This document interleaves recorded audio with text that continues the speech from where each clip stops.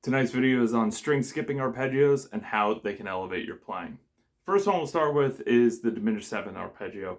Really popular, probably most famously done in Sails of Charon from the Scorpions. Willie John Roth was the guitar player and the person who wrote it. Right? The idea is that if I'm using the fully diminished seventh arpeggio, but without one of the notes, right? It actually ends up forming a completely symmetrical pattern on the string skip. So I have the F sharp and the E flat, and then that's on frets 14 and 11, and then going over here I have A and I have F sharp, and so those are all, I'm just missing the C, which is right there, and that gives me all four notes of the fully F sharp fully diminished seventh arpeggio, right? Or in this case it'd probably be, well, I know that piece is in C minor, it's a whole different thing. but yeah, this is the idea, right? So you could use a separate finger. So in this case, when you have the same fret, using two different fingers can be a bit of an assistance, because it just makes it so that the finger that's got to do the string skip is actually very close to the string you want. Because then with the pick, you're just one note into the next, you know? So the speed at which you can play it is like entirely dependent on that inside the string picking move you're doing, you know? If you do two notes per string, then you could sort of already be there, but if you're going around, you know, you could decide what if you want to do outside the string picking or inside the string picking, right? So you really have to make sure to mute that B string. What some people do is they'll actually like do a bar style with it, right? And use two different fingers, or even the one finger.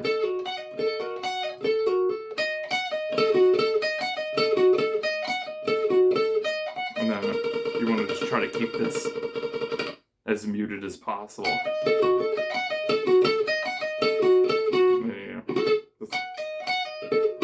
Let's go.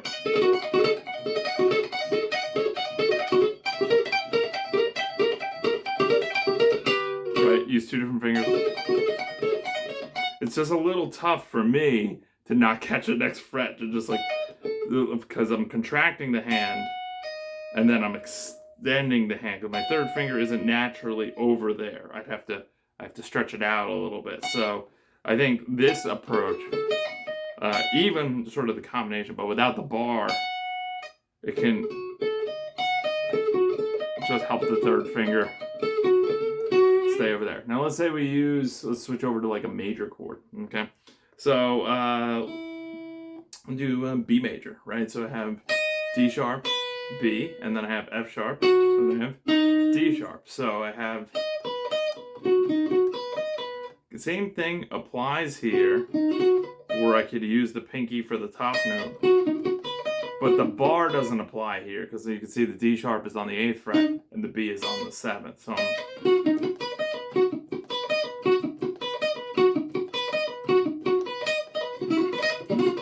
but besides just for speed, which, you know, we're always looking for things that are going to make a really cool, interesting texture when it's faster.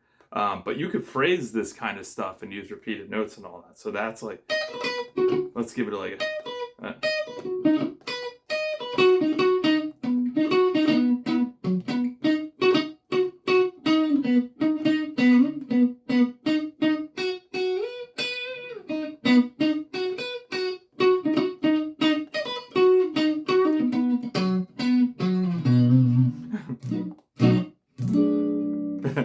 right?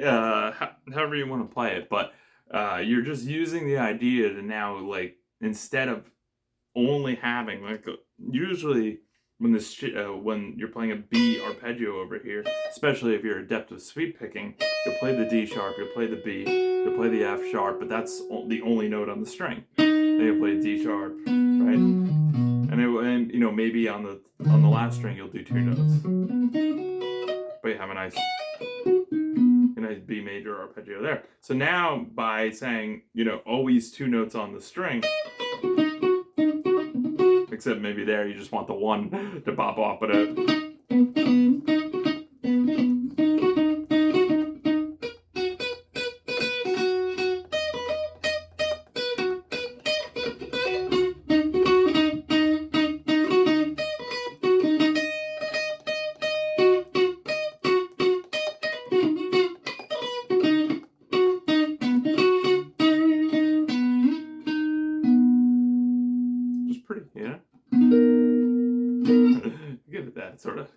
jazz major 7 thing.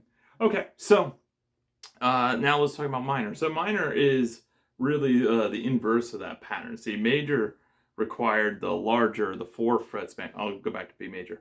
Required the 4-fret span here, and then you got the minor third here from C sharp to F sharp. Minor will be the opposite. So you get the minor here, minor third there, but then you'll need the F sharp to D, and that'll be the major third there. So using the third finger for minor. Oh, sorry, I put the D sharp. It was, there we go.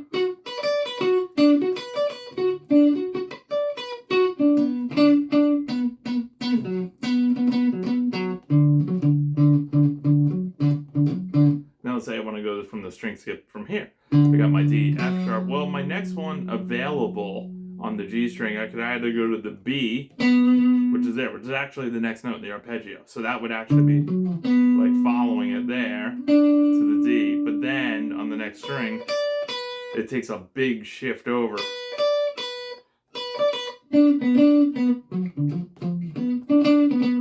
But cool phrasing, like, you know, that B minor chord comes up.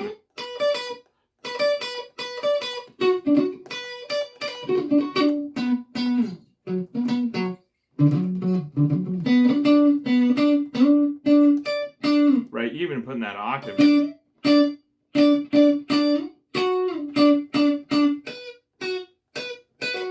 And then combining them, just looking at it as a 2-string, right? Even if you have like a doubling of a note, like that F sharp is the same, this F sharp and that F sharp is the same.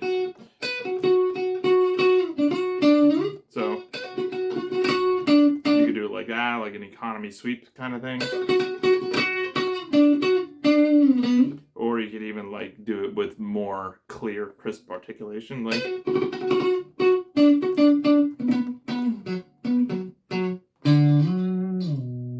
Right? So just gives you a bunch of more options, and it takes away the idea of going 2 notes on the top string and then just 1 note on the next string. So you're basically now playing a 3-note chord, but you're pairing it so that there's 2 notes on a string and 2 notes on the next string. Again, speed is a real challenge with this kind of technique because it really requires you to get very good at becoming very accurate on jumping 2 strings at a time, usually with a higher finger, so always finger 4 or finger 3. And then they're always a bit spanned out. But again, if you just start sort of phrasing them with a little bit of swing or just a little bit of just a, you know, short note, staccato note, can really add something different, especially if you're playing, if you do a lot of bends, you know, if you're doing, like, say I'm in B minor again, right, and say we're big pentatonic players like a lot of people are, right?